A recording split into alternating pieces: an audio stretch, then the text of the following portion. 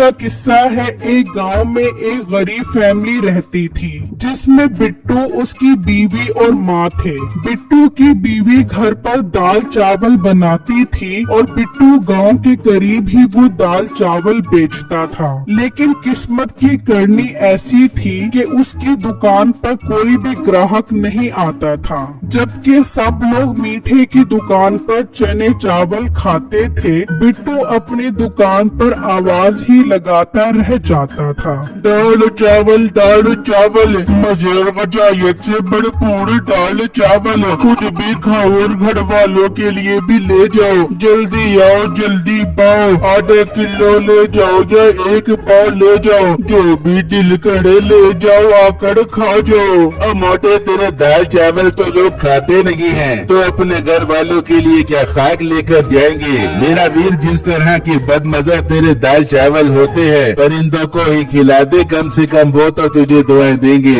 मीठे भाई, आप इस तरह मेरी बेइज्जती मत करो। आपके चने चावल तो अच्छे बिकते हैं, तो इसका मतलब ये नहीं है कि आप मेरी बेइज्जती करो। और बेइज्जती तो उनकी होती है जिनकी कोई इज्जत हो। कोई ग्राहक तेरी दुकान पर आता नहीं है, फिर भी बेशर्मों की तरह मेरी दुकान के सामने अपनी दुकान लगाकर खड़ा हो जाता है। बिट्टू को ये सुनकर बहुत दुख होता है और वो अपनी दाल चावल उठाकर वहाँ से चला जाता है और अपने घर पहुँचता है। क्या हुआ बिट्टू, आज इतनी जल्दी वापस क्यों आ गए और दाल चावल आज भी नहीं बिके? बेगम, मैं क्या करूं, एक ग्राहक भी मेरे पास नहीं आता और ऊपर से मीठा भी मेरी बेइज्जती करता रहता है। उसके चने चावल तो लोग शौक से खाते हैं, लेकिन मेरे दाल चावल कोई भी नहीं खाता। बिट्टू, आप दिल मत हारो और मेहनत करते रहो। देखना, लोग आपकी दुकान पर आना शुरू हो जाएंगे और आपकी दुकान भी बहुत अच्छी चलने लग जाएगी। हाँ बिट्टू बेटा, तेरी बीवी ठीक कह रही है, इस तरह दिल छोटा करने का कोई फायदा नहीं है। कब तक माँ जी, आखिर कब तक मैं नुकसान बर्दाश्त करता रहूँगा। अगर दाल चावल न बिके तो एक दिन हम बिल्कुल खाली हो जाएंगे और हमारे पास कुछ भी नहीं रहेगा। आखिर कब तक मैं ये दाल चावल मुर्गियों को खिलाता रहूँगा। देखिए बिट्टू, जो दाना पानी इंसान के नसीब में होता है वो उसके पेट में जाता है, और जो जानवरों के नसीब का होता है वो उसके पेट में जाता है। आप दिल छोटा मत करें, ये दाल चावल मुर्गियों को खिला दे, वो तो कम से कम हमें दुआएं देंगी और इस बरकत से एक दिन आपका काम भी अच्छा चलने लग जाएगा। ठीक है बेगम, मैं ये दाल चावल मुर्गियों को खिला देता हूँ और कल दुकान के लिए ताज़ा दाल चावल लेकर जाऊँगा। बिट्टू वो दाल चावल मुर्गियों को खिला देता है। उसकी परेशानी अब बहुत ज्यादा बढ़ चुकी थी। वहाँ मीठा भी अपने चने चावल बेचकर घर आ जाता है। आजा आजा मेरे प्यारे मीठे, देखो मेरा कमाऊ शोर साढ़े चने चावल बेच के आके कितनी कमाई हुई है मीठे, जल्दी बता ताकि मेरे सीने में ठंड पड़ जाए। अरे बेगम, बहुत अच्छी कमाई हुई है, सारे चने चावल हाथों हाथ बिक गए। और मीठे, उस मोटे बिट्टू की दाल चावल का क्या बना? और बेगम, मेरे होते हुए भला उसके दाल चावल बिक सकते हैं? मेरे चने चावलों की खुशबू तो दूर दूर तक फैली होती है, लोग तो उसके दाल चावलों की तरफ देखते भी नहीं हैं। बहुत अच्छा करते मीठे, जो उसकी तरफ नहीं देखते। अच्छा, मेरे लिए कुछ लेकर भी आया है या खाली हाथ आगे? और मेरे बेगम, तेरे लिए मस्त साड़ी लेकर आया हूँ, पूरे 5000 रुपए की है। बेटे, मेरे लिए भी कुछ लेकर आया है कि नहीं? लाया हूँ अम्मा, तेरे लिए ये बर्तन लेकर आया हूँ, इन्हें अच्छी तरह धो। और अम्मा, तुझे तो वक्त की रोटी मिल जाती है, और तुझे क्या चाहिए? बेटा, मेरा भी दिल करता है मैं भी अच्छे अच्छे कपड़े पहनूं जैसे तेरी बीवी पहनती है। नहीं अम्मा, थोड़े अच्छे अच्छे कपड़े पहन के मोहल्ले के बाबा को दिखाना है, चुप करके बर्तन तो ज्यादा बात न कर।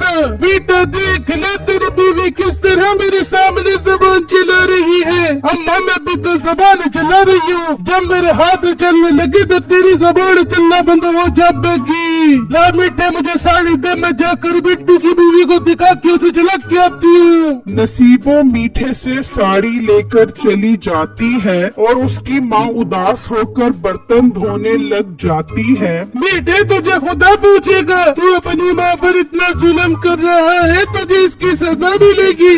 वहाँ नसीबो मीठे के घर पहुँच जाती है। देख शीला, मीठा मेरे लिए पूरे 5000 रुपए की साड़ी लेके आया है। इतना प्रॉफिट हो रहा है उसके चढ़े चावल में। मीठा बता रहा था कि बिट्टू के दाल चावल तो बिल्कुल नहीं बिकते। हाँ नसीबो बहन, आजकल बिट्टू की सेल थोड़ी कम हो गई है, लेकिन तेरे शोहर के दाल चावल तो धड़ाधड़ बिक रही है। देख कैसे मुर्गियाँ खा रही है।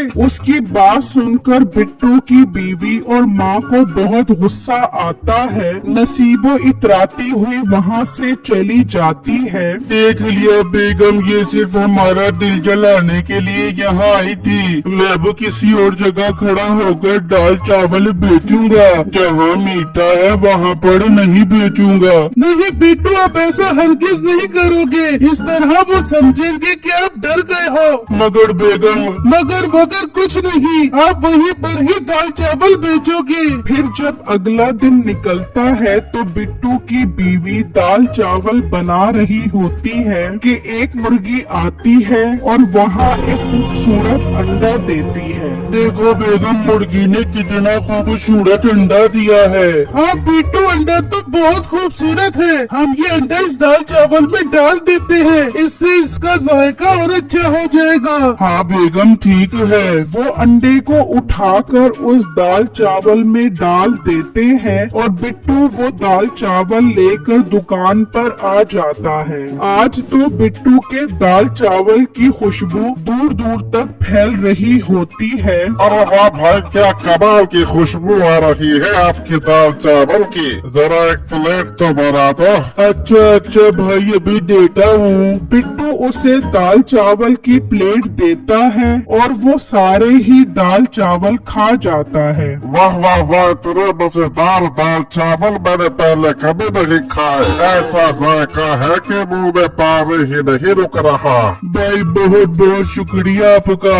इतने में और लोग भी वहाँ आ जाते हैं और वो भी दाल चावल खाने लग जाते हैं। और आज मीठे की दुकान पर एक भी ग्राहक नहीं आया। ये इस मोटे बिट्टू ने दाल चावलों पे क्या जादू किया है। लोग तो इसकी दुकान से हिल ही नहीं रहे और आज मेरी दुकान पर एक भी ग्राहक नहीं आया। मैं इस मोटे के पास जाकर पता करता हूँ। जब सब ग्राहक चले जाते हैं तो मीठा बिट्टू के पास जाता है। बिट्टू मेरे प्यारे भाई, आज तो आपके सारे दाल चावल बिक गए। मुझे भी तरीका बताओ, आप इतने मजेदार दाल चावल कैसे बनाते हो। मीठे भाई क्यों नहीं, मैं जरूर आपको बताऊंगा। बिट्टू उसको दाल चावल बनाने का तरीका बता देता है, लेकिन असल जायका तो मुर्गी के उस अंडे की वजह से था। लेकिन बिट्टू उसे अंडे का नहीं बताता। ये मोटा कितना बेवकूफ है, मुझे सारा तरीका बता दिया। अब मैं भी कल से दाल चावल बनाकर लेकर आऊंगा और इसका काम चौपट कर दूंगा। मीठा अपने सारे चने चावल लेकर वापस घर चला जाता है और अपनी बीवी को बताता है। क्या मीठे, ये क्या अनहोनी हो गई। उसके दाल चावलों पर तो मक्खियाँ भी नहीं आकर बैठती थी, फिर उसके दाल चावलों पर ग्राहक कैसे आने लग गए। और बेगम तो इस बात को छोड़, मैंने सारा तरीका समझ लिया है। अब हम भी कल से दाल चावल बेचेंगे। फिर मीठा भी अगले दिन से दाल चावल बेचना शुरू कर देता है, लेकिन उसकी दुकान पर कोई भी ग्राहक नहीं आता। सब लोग बिट्टू के ही दाल चावल खाते हैं। ये सब देखकर मीठा सोच में पड़ जाता है। ये मामला कुछ गड़बड़ है। ये जरूर इन दाल चावलों में कोई जादू करता है, तभी तो सब लोग इसकी दुकान पर खींचे चले आते हैं। मुझे ये मामला देखना पड़ेगा। फिर जब अगला दिन निकलता है तो मीठा बिट्टू के घर आता है और छुपकर देखता है कि एक मुर्गी अजीब सा अंडा देती है और बिट्टू वो अंडा उस दाल चावल में डाल देता है। अच्छा, तो असल बात ये है, इस अजीब अंडे की वजह से लोग इसके दाल चावल खाते हैं। मुझे ये अंडा नहीं बल्कि ये मुर्गी ही लेकर जानी पड़ेगी। मीठा घर आकर नसीबों को सब कुछ बता देता है। मीठे, तू वो मुर्गी आज रात को ही जाकर उठा ले, फिर हम उसके अंडों को दाल चावल में डाल के बेचेंगे। हाँ बेगम मैं ऐसा ही करता हूँ। फिर जब रात होती है तो मीठा बिट्टू के घर आता है और उसकी मुर्गी उठाने लगता है, तो वो शोर मचा देती है और उड़ उड़कर मीठे को मारती है। उसके शोर की वजह से बिट्टू, उसकी बीवी और माँ भी आ जाते हैं। अच्छा तो मीठे तू यहाँ पर मेरी मुर्गी चोरी करने आया था? अरे बिट्टू तुम्हारी मुर्गी बहुत नायाब अंडा देती है, मैं भी वो अंडा दाल चावलों में डालकर बेचना चाहता था, इसीलिए तुम्हारी मुर्गी चोरी करने आया था। मीठे तुझे तो इसकी सजा मिलेगी, मैं भी पुलिस को बुलाता हूँ। नहीं बिट्टू मेरे भाई ऐसा मत करना, मैं अब कभी चोरी नहीं करूँगा और तुम्हारी दुकान के पास अपने चने चावलों का काम नहीं करूँगा, मुझे माफ कर दो। ठीक है मीठे, अब यहाँ से चला जा और दोबारा मुझे नजर मत आई। फिर मीठा वहाँ से चला जाता है और बिट्टू अगले दिन से सुकून से अपने दाल चावल बेचता है।